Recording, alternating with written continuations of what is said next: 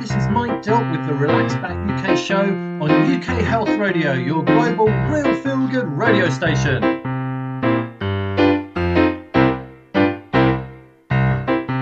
On the Relax Back UK show, we explore all kinds of health topics, so keep listening and enjoy the ride.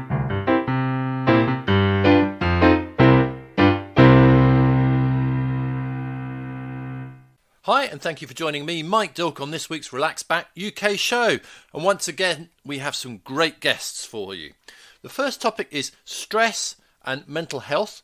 My guest is international rugby referee Nigel Owens. Now, he's dealt with some stressful situations at his work, I can tell you. Yes, you feel the pressure. You know you're going to make a big decision. You're looking up at a player who's 6'8", and you're going to have to give him a telling off or sending off. But that's your job, and that's what you had to do. Then, do you need a bit of inspiration to do something exciting or do a bit more exercise? I have just the guy. Last year, I ran 15 marathons in 15 national parks in the UK in 15 days. Sean Conway is an adventurer, always up to something fun or possibly a little bit crazy. So please do stay tuned for a great show. Thank you. This show is cool. UK Health Radio, the station that makes you feel good.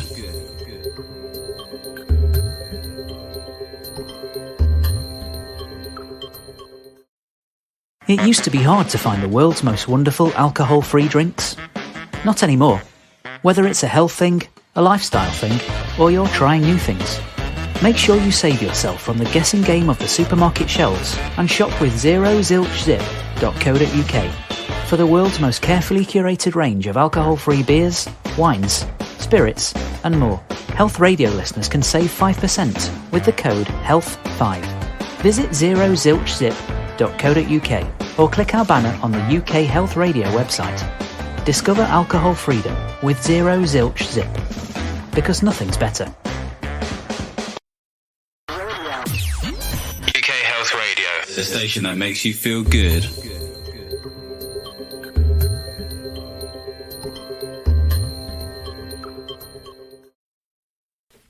Nigel Owens has been a rugby union referee at the highest levels, and he's suffered himself from poor mental health in the past, and that is the subject of this first section. I started by asking Nigel when he retired from reffing. Well, I'm still refereeing in the community game, but I'm not refereeing at the professional end of the game. But so I've been retired now from the professional game for, I would say, about a year now. Yeah, so around this time last year, I did my last professional game. Yeah, so a year. So not that long. No, not long at all. Yeah. What I should have said at the start is that the topic is mental health in general. And I find, and I think a lot of people find, that work can be kind of a big factor in either good or poor mental health. And I also suspect that the more kind of responsible and visual the job you have, I imagine the greater the effect. So I've got to ask, did potentially having half a stadium of 80,000 people kind of not necessarily baying for your blood, but being slightly upset with a decision? Because if you make a decision, you're going to upset half the people there. Did you find that difficult when you were being a professional referee? There were probably times when I upset all the stadium, or just half of them. Well, yeah, but it's part of the job. So it's,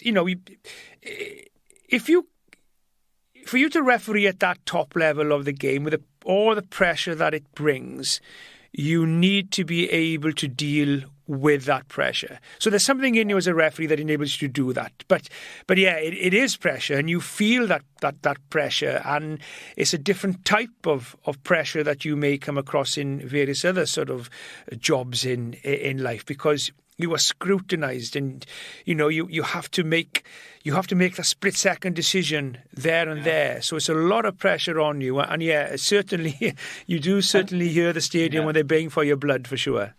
And certainly the thing I find about lots of jobs is, if I used to work as a civil engineer, right, and design roundabouts and things like that. And at a party, I'd say that's what I do, and okay, lovely. People are very happy to let you get on with it. But everyone is an armchair referee, aren't they? How did you design a roundabout? I thought every roundabout was just round. Oh, you'd be surprised. Oh, You'd be surprised. well, there you are. You see, you were doing something that I could never do. So yeah, there's a lot of armchair referees there, for sure. And that'll always be the case. Everybody with a different opinion, with the rights and wrongs. So like, when you're on the field, you just go out there and do your best and do your job. And that was my philosophy when I refereed, was as long as you go out there and give it all and do my best, and then that's what matters. Okay, let me ask just one kind of last question as far as that's concerned, and it's less about the crowd but more about being face to face with like a huge rugby player, a whole front row, because I mean I you're a similar size to me, and I would look tiny compared to these massive rugby players. Have you ever felt somewhat kind of intimidated and your mental health affected by sort of squaring up to some of these massive blokes?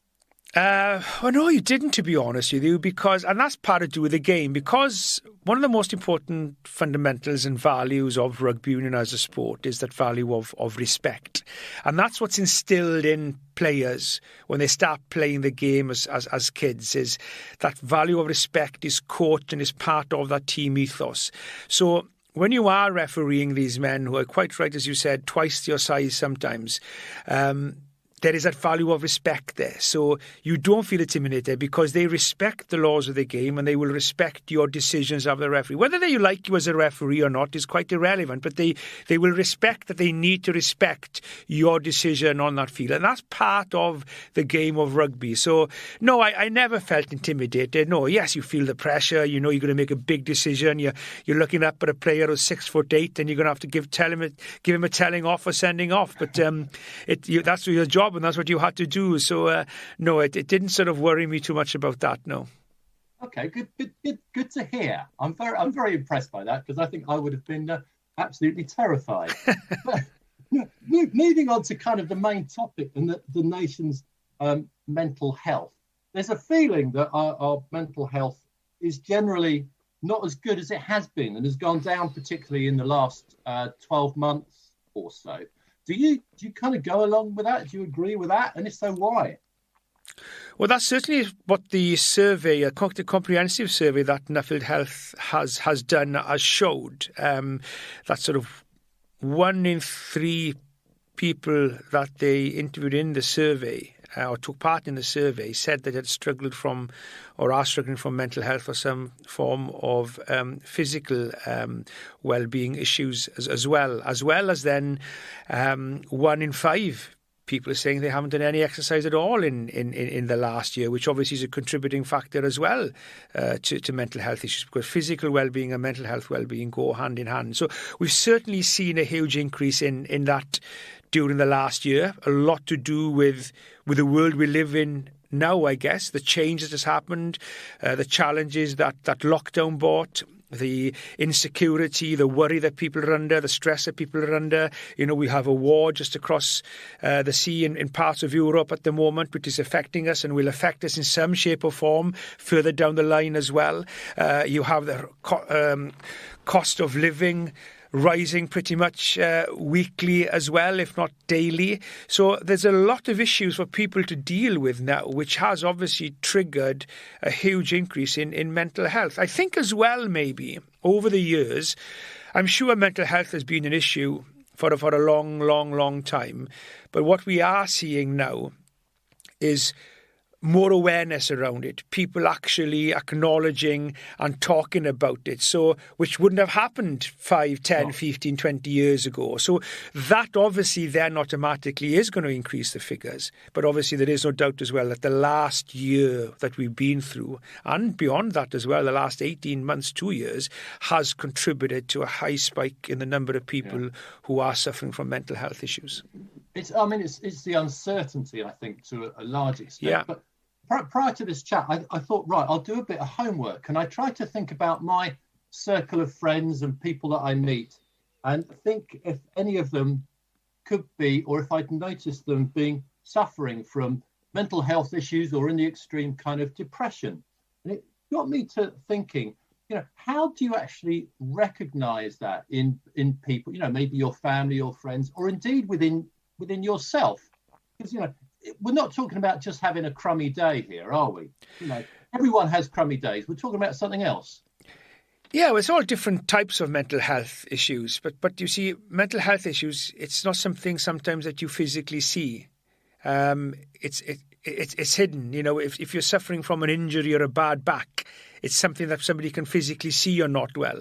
But mental health issues is something that you can hide, or it's difficult for people to know yourself. And then you see a change in a person, maybe a change in their mood. They're not their usual self, they look worried, they look down, may have lost a lot of weight, may have put a lot of weight on because the way that they're dealing with it is by maybe comfort eating, or when I struggled with mental health issues years ago, I put a lot of weight on because I spent a lot of time on my own, wasn't going out doing the exercise I used to be doing.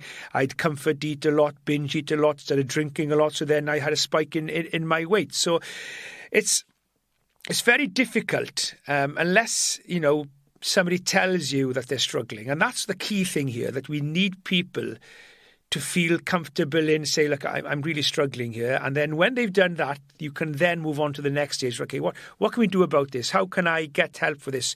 How can I help you? And for people who are not sure if people are struggling with mental health, it's just a case of just letting people know that, listen, if any time you're not feeling okay, that's okay. And if you want to talk about it, I'm here anytime. So it's just encouraging people so that they can open up about it is the key thing, because it's very difficult to look at somebody and say that person's is, because if you look at some of the greatest comedians on stage, you would never think ever that they have any worries in their life. But when they come off the stage, they are total different people, a lot of them are. They're very shy sometimes, very reclusive sometimes, some of them are. But on stage, there's something different. And if you are hiding, like I hid my sexuality and my mental health issues for many, many years, but I hid it well. You get used to hiding it. So you can hide it from people as well. So it's not that easy sometimes for people to find out who is struggling or dealing with it. And that's why if we can create an environment where people can feel that they can share and don't have to worry about hiding or feel embarrassed or feel weak, because it's not a sign of weakness to speak up about mental health. It's actually a sign of great strength. And if we can do that, then it can help a lot of people. And the other side, actually, you said actually beautifully simply, and I think this is where I would potentially find it difficult. If you're worried about a friend or someone in your family, just ask. It is. Finding the words might be difficult. Any thoughts there? It is, yeah. And that's what we find with mental health issues. It's just not the people who are suffering from mental health are finding it difficult to talk about it. The people who can help you are actually finding it difficult to, how do I choose the words? How do I get this out to this person? How do I find out what is wrong? What happens, how can I tell them that I think there's something wrong? So it's a case of just the language you use. You're just saying, look, you haven't been yourself these last couple of days. Is everything okay? Yeah, I'm fine. Okay, that's fine. But if there's something wrong, I'm here. If anything I can do to help, and having those conversations around it then can help and encourage people as well. Sure. Now, on about what to do about it. Now, when you were a referee, and still now, I mean, you're a referee and you're a farmer now, you must be quite a fit guy. So does really doing exercise, does that really help? Or is that kind of a bit old school? Because, if you're worried about paying the gas bill or whatever, but you go for a run, you still got to pay the gas bill, haven't you? Yeah, yes, you still have to pay the gas bill. But, if you are worrying about something, and I always just sort of, if you're feeling a bit down, for whatever reason, you could be worrying about something, you just, may have been a bit lazy for a couple of days, you've been eating too much and you're just feeling a bit unhealthy, and then you go for a little run, you go out for a walk, you have a shower, you freshen up and you feel better. I suppose if you put it as simple as this, do you know when you get up in the morning and you're feeling a little bit tired, you get up, you jump in the shower, and all of a sudden you're feeling refreshed and you're feeling better. It's a very similar feeling. And look, yeah, going out for a run does not mean that the worry that you have has gone, but it certainly can put you in a better place to deal with that worry. How am I going to deal with this? And from my own experience, there is no doubt that being physically healthy also contributes to being mentally healthy as well, and vice versa. So I think it certainly does help. But you are right. Going for a run or going to do some exercise is not going to get necessarily rid of what's worrying you. But what it will do is maybe put you in a better place to be able to deal with that worry. And that to me is the key. Yeah, all right. Now, exercise can mean a lot of different things to different people. So any sort of quick, gentle tips on, how to get moving? Well, it's so many different things you can do. You can obviously, probably one of the most common things for people is to go on the bike, go for a run, join a gym, go out for a walk, go for a little brisk walk, go for a swim. So many different exercises. There are different sort of dancing clubs you can go to, self-defense clubs, sporting activities you can go to, different sporting clubs you can be a part of. But there's simple things in the house. Even if you get up and you go and clean the house, you're hoovering the house or you're doing some housework, you're actually going about and doing something. You're not sitting in your chair all day, moping around and sort of not doing anything actively. So it's just little things like that, going out to the garden, having a walk in the garden, little brushing the path around the back of the house, taking the stairs instead of the lift, even sitting in a chair is a few movements you can do. And this is where the Nuffield Health website, which is nuffieldhealth.com, Healthier Nathan Index, which has free access for people, they can go on there and have these ideas of what different types of exercise. So exercise can be as much or as little as you can. But the key message is that you actually find time for 5 minutes somewhere in that day, even a bit more if you can, to do something active. And that active well-being certainly will help then in dealing with any mental well-being issues that you may be struggling with.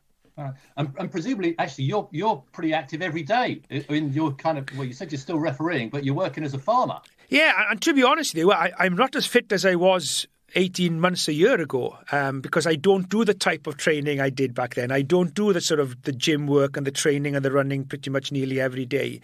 So all I do now, I do a little bit of walking. I will go back to do a bit of running. I run a little bit when I referee and stuff. But I'm doing a lot of, physical work on the farm. That's quite active. So I'm doing a different type of exercise now than I was back then. And that is, there's the different types of exercises there. Now, because the farm is so busy at the moment. Say again? Sorry, I interrupted there. Possibly you need some of the same skills. Which is more scary, facing off a big prop forward or a big cow? Oh, a big cow, for sure. The prop forward, I've got a yellow card and a red card and a whistle. And when I blow it or show it, they listen. Now, I tried that with the cows and they don't move. And I've got pedigree Herefords, and Herefords are known to be quite docile. And the problem with the Herefords is if I want to get them to the next field, I can't herd them. They've either follow me, or I've got to coax them with a little bit of feed for them, a little bit of treat for them, and then they'll follow you with a bucket. But try sending them, and they just stand still there to be scratched. So, the Herefords don't listen as well as the players did. Fair comment.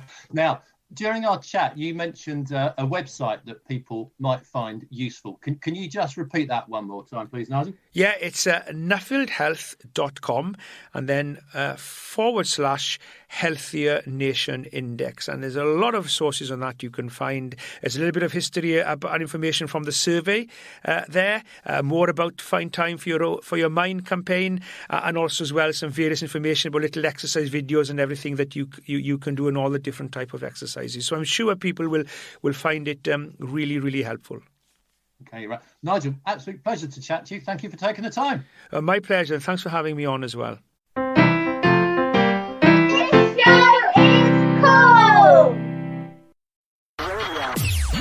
UK Health Radio, the station that makes you feel good.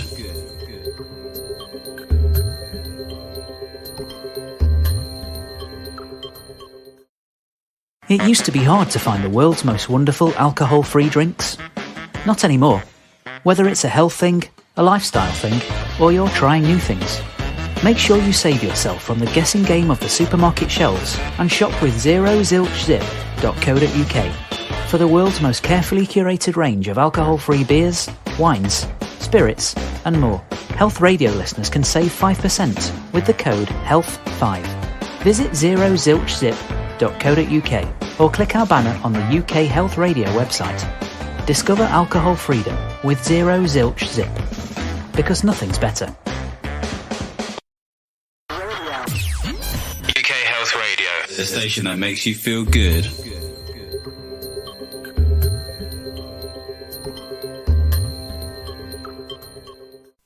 Next up, it's Sean Conway. I've spoken to him a few times in the past and really enjoyed it. It means I can live my life kind of vicariously through him. He's an adventurer. I started off by asking him, what are the aims of your adventurous endeavours? First, furthest, and fastest. It's just the 3 Fs of endurance. Okay, that's kind of what I go for. First, furthest. Well, can I add another one? Craziest. Yeah. Doesn't start with an F, so... No. All right, I'll have to think of another word that starts with an F that gives Please that idea. But anyway, you're still doing these things, and you're still in one piece. And so far, so you always got ideas of what you're going to get up to next. But actually, last time we spoke, you were planning something big. You said, "I'm planning something big, but I can't really tell you what it is because it's so unique. I don't want my competitors, if there are competitors in your world, to kind of get there first." So, and that was just before COVID, I think. So, did that happen? No. Okay. COVID ruined that one. Thanks, COVID. Yeah, so that one is still sort of in the pipeline. Yeah, COVID scuppered it completely. So I'm not quite back to square one on that one, but yeah, again, still top secret. And I think next year. Yeah, it involves a lot of travel. So, and it's just too risky at the moment to commit to anything. No, of course. Right. Well, I won't ask you anything more about that because we don't want to give the game away. Yeah, exactly.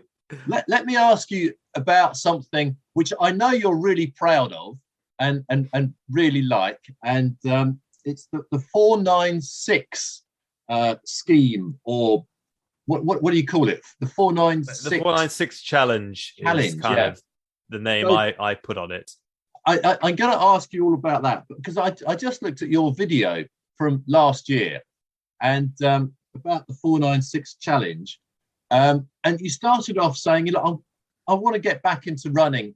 I feel like I'm a bit unfit. Like I do stuff. Like, for instance, I've dug a great big hole in my garden, which made me think, why have you dug a great big hole in your garden? Because this thing was massive. Yeah, it was. I worked out it's about 50 tons of soil I had to move, and we live on the side of a hill, so I couldn't even use wheelbarrows. So it was in buckets, which I then put in the top bit of the garden. It's because we live on a hill. I was just digging into the hill to build a little bit of a fire pit area for the kids to roast marshmallows and whatnot. So, but yeah, because otherwise it's on the slope. So. Yeah, that was keeping me busy for a bit of lockdown last year, the year before, really. If I had to do a project like that, I think by the time it was finished, the kids would have left home, and not be so interested in doing the whole marshmallow fire pit thing. But you managed to get it done, and the kids are still small. Just about, yeah. So it took me about four months, I reckon, or maybe 6 months, because again, it's just. I was doing 2 buckets at a time and traipsing up the hill, so I'd get tired pretty quickly. But eventually it's all done now. Got the fire pit there, got a swing seat, got some flooring. It looks good. Sounds lovely. All right. So that was nothing to do with 496, but it was just at the start of this video, so I was intrigued. So tell us, look, what is 496? So I didn't invent the concept, so but I put a name to it. So what it is if you run the date in kilometers or miles. I've not done the mile version, but that's hard.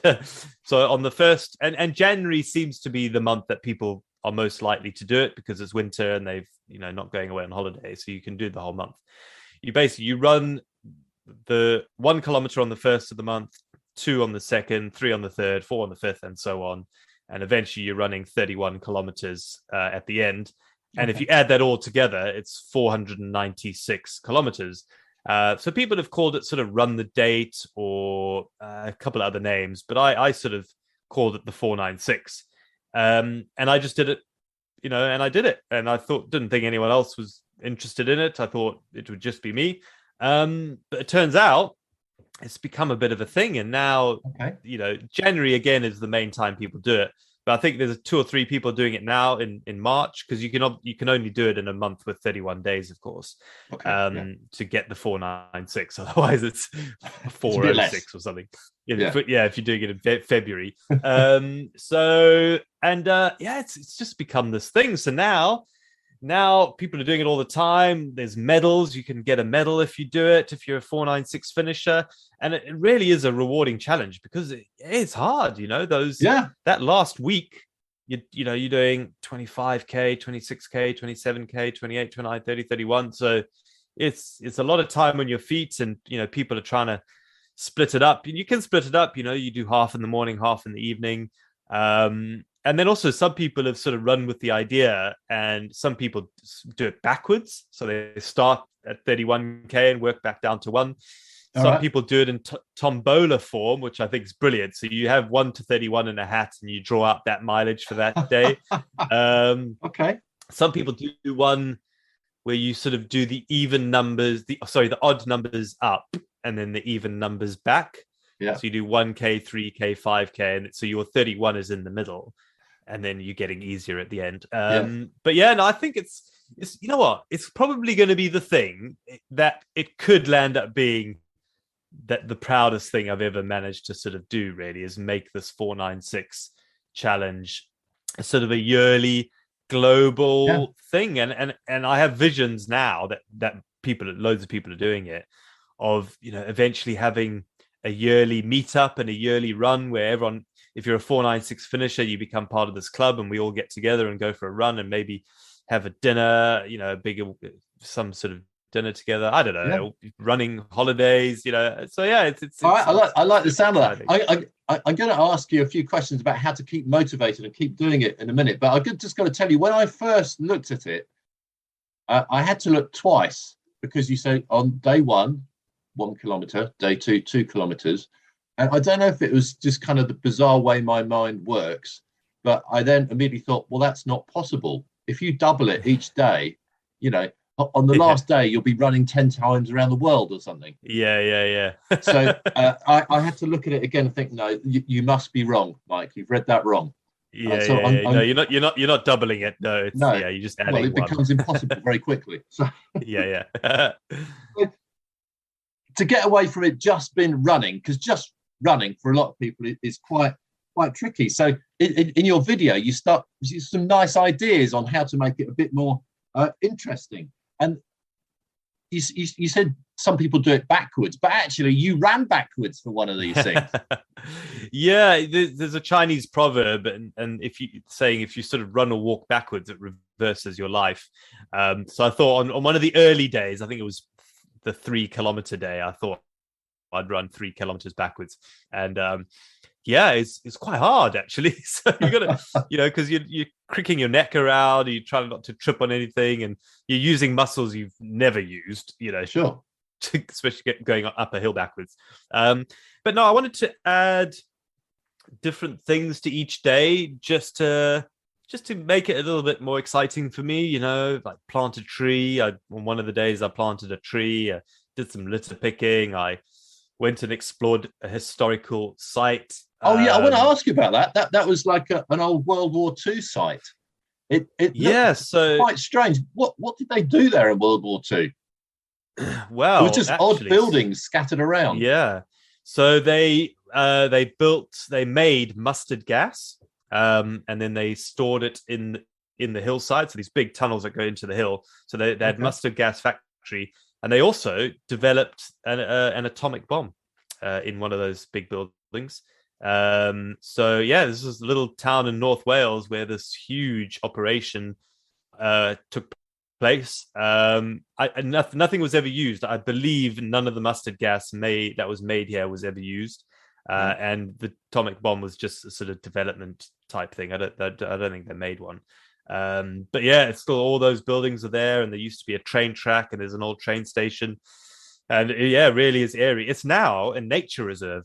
which is brilliant, so they have a bat, some of those big old buildings are sort of bat sanctuaries, and they have loads of wildlife and ponds and things. So yeah, it's a real airy mixture of sort of the atrocities of what happened in World War II, and now it's a nature reserve. So From one extreme to another, yeah. Go there and, yeah, exactly, and the kids cycle around it and that sort of thing, and you can get. There's tours into the tunnels, it goes for kilometers into the hillside where they used to store the mustard gas, because obviously they were worried it would be targeted. So it was, so that was on the list. So I was just trying to every day do something a bit interesting to make it a bit more exciting than just going and trying to do the mileage every day. What about planting a tree? Just expand on that a little bit. So did you carry the tree to the top of a hill or something and just plant it? Yeah. Carried the tree, carried a spade, a little trowel, went somewhere that I hoped the tree would survive. Yeah. And then I also hoped that sort of my kids would one day be able to go and sit under this oak tree. And so I actually planted 2 oak trees sort of 20 meters apart, and they're still alive. I went and checked them at the beginning of the year. The rabbits haven't eaten them, so that's all good. So I should have planted more, really. It's a numbers game a little bit with tree planting, isn't it, when they're not in your garden. So but both of them are still there. They're not grown very, very big. They got a couple of, it's an oak tree, so it's got a couple of little side arms, but it'd be interesting to go this summer and have a look. Fair enough. I mean, if everyone planted a couple of trees, very quickly there'd be a lot of trees. So yeah, I mean, every year, sort of people say you should try and plant your age in trees every year. So every year you just go and, I'm 41 this year, so I should go and plant 41 trees. Well, that's quite an order. That's quite difficult to do. That's a lot harder. Yeah, and also it's quite difficult to just go and plant trees, because often it's on private people's land, right? Yeah, so people get a bit funny about it. Yeah, it's not as simple as just going and planting a tree. So yeah, you do. It is a little bit more difficult than you think. So but there are organizations where you can work with and go on tree planting days with people, and that sort of thing. So but yeah, I think it's good to plant a tree. It's sort of I like that. Especially if you plant an oak tree, I'm never going to see the results of that, and I like that. I like the fact that I'm doing something and I'm never going to reap the benefits of, and I kind of like the idea of that. Yeah, no, that's very good. Something that you will reap the benefits. Everyone will reap the benefits. This litter picking idea. So I saw the video of you running along, picking up rubbish. And that's probably quite hard to do. Run and pick. You've got to stop, really. You can't run and pick at the same time. No, exactly. So that was actually interesting. There's a guy in Australia called Bo Miles, and what he did is he ran a marathon, and but he did only a mile an hour. It's a brilliant film on YouTube. It's called A Mile an Hour.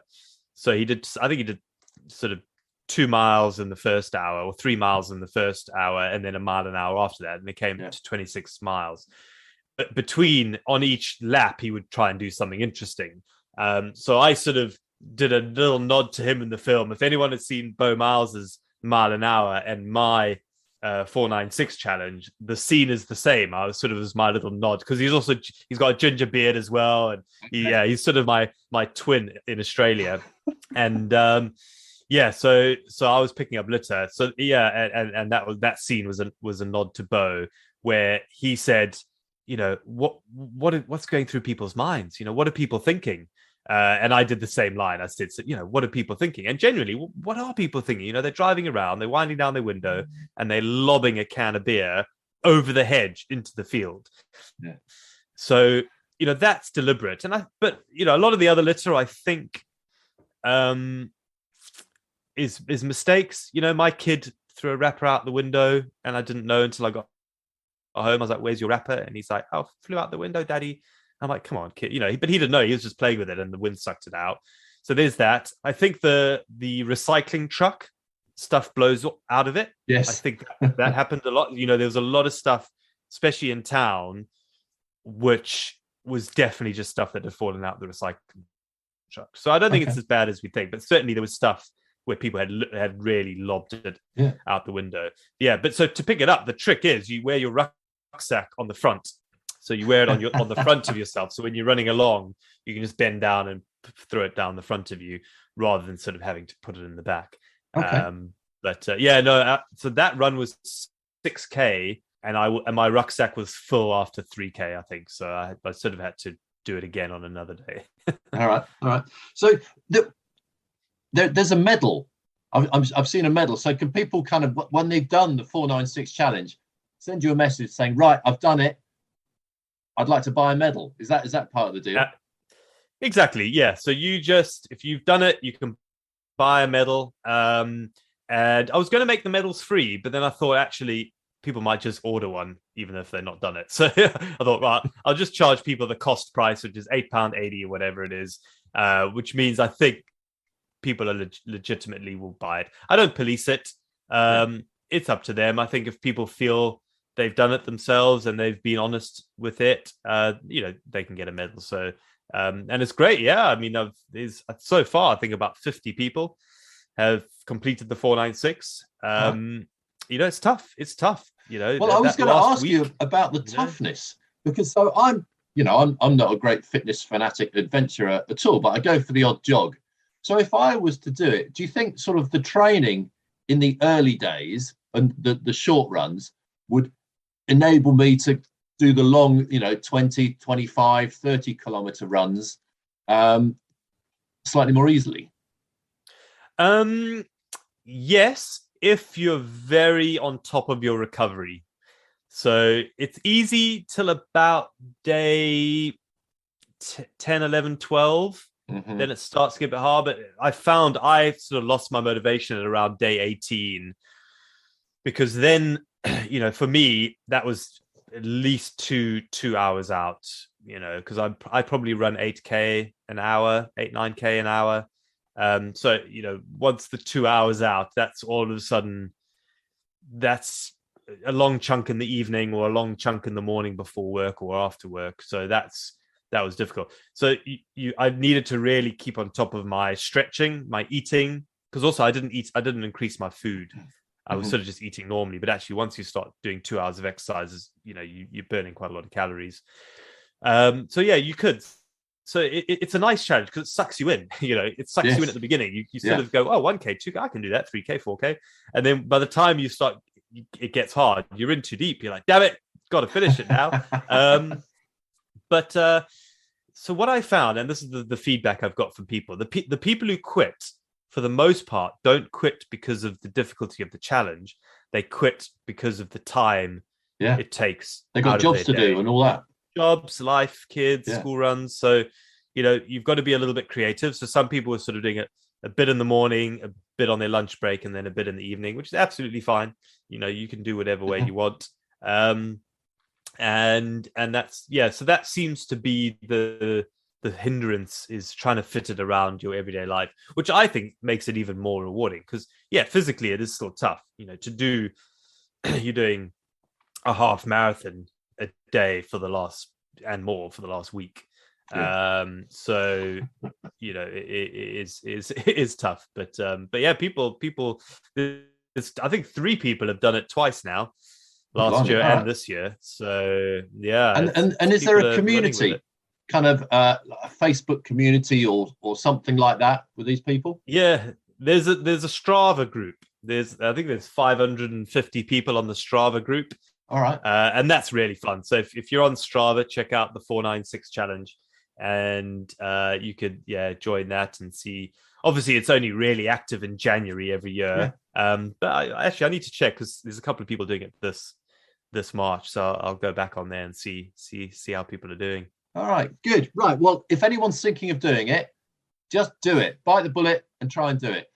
I don't know if I'm up for it yet. Yeah. Come on, you can do it.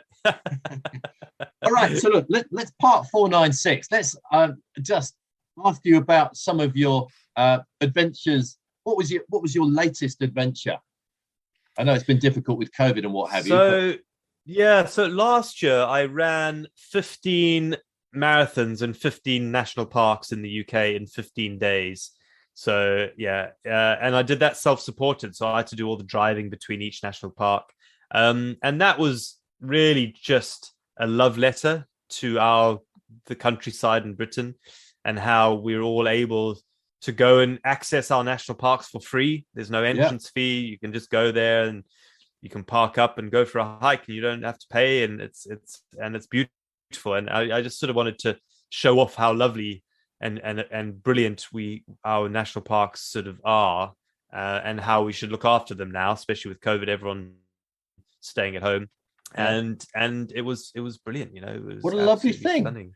Now, I think I would be hard pushed to name 15 national parks, I've got to say. Yeah. Well, I was hard pushed. Let's see if I can remember them now. You got where did I start? Cairngorms. So I was starting the Cairngorms, and I went down to Loch Lomond. Then from there, I went to Northumberland. Then I went to Lake District, Peak District, North York Moors. Then I had Lake District, Yorkshire Dales, North York Moors. Then the Peak District. Then where did I go from there? Then at Norfolk Wales Broads. Somewhere. Yeah, no. Then I went across to the Norfolk Broads. Then down to South Downs, New Forest, Dartmoor, Exmoor, Brecon Beacons, Pembrokeshire, Snowdonia. So I sort of came down and did sort of clockwise round. So did you sleep in your car? On the top of my car. Yeah, I had a roof tent. I built a roof tent and I slept on the top of my car and did camping. So found campsites, and then that was it. So it was hard because there was 1,600 miles of driving, in total. So, between, is this in your Land Rover? In the Land Rover, which was slow and and where was the long commute? Peaks to Norfolk was 7 hours, I think.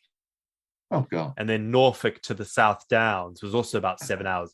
So annoyingly, the two long commutes were back to back, and that ruined me. So by the time I hit the South Downs, I was knackered, and then the New Forest, I was pretty tired, and it took me until probably Brecon for me to start feeling a little bit better, and then Pembrokeshire felt okay, but was super hilly, and then as it always is, by the time I hit Snowdon, I was feeling great again, but it was the end. It always happens.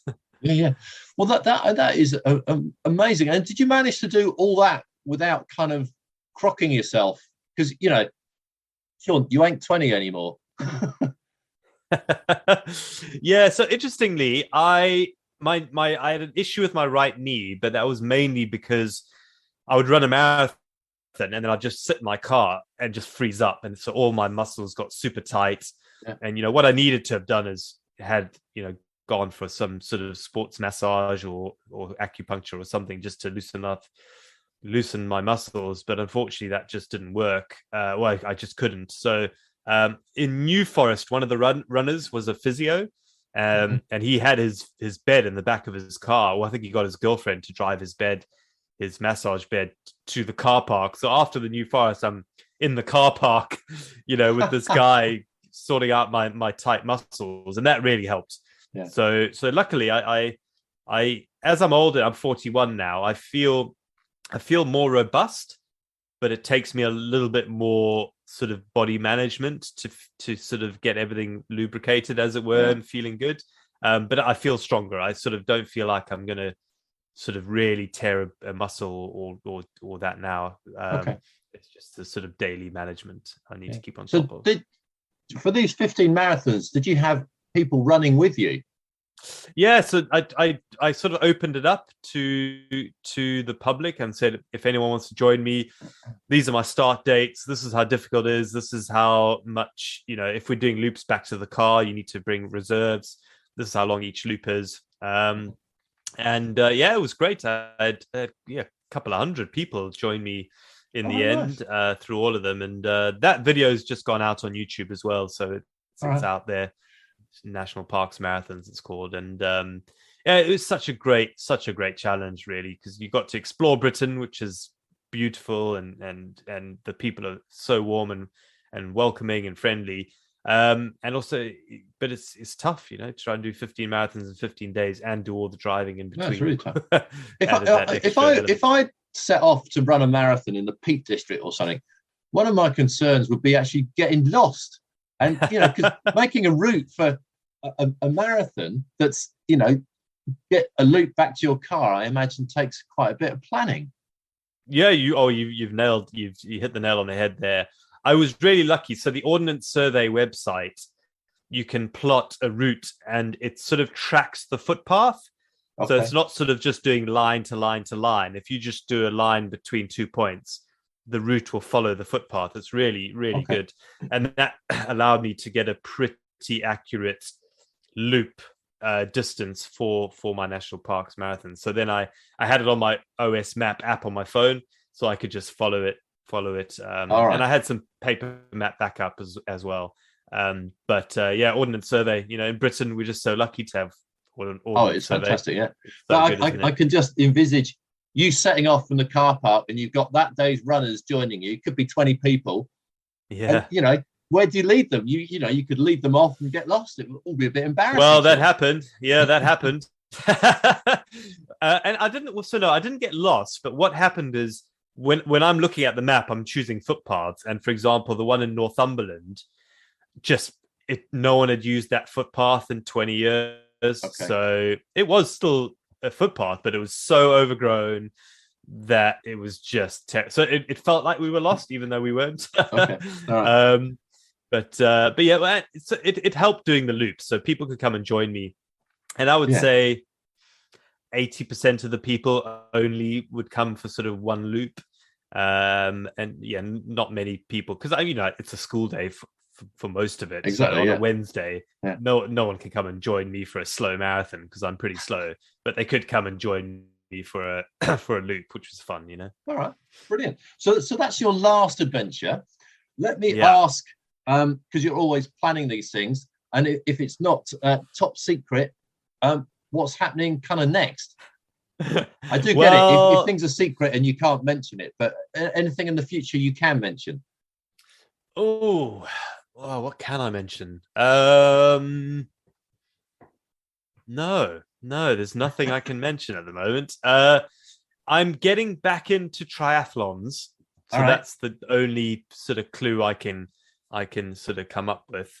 And there's also there's a fourth category you said the craziest, but actually I've found out there is actually another category which I'm not gonna say, but so I found a world record in this next category coming up in June. So in June I'm going to be doing something, so yeah, watch this space for then. Brilliant. Very exciting. Well, I have to say, I do in some ways kind of live my life vicariously through you, Sean, because I'm not about to run 15 marathons. I'm just not.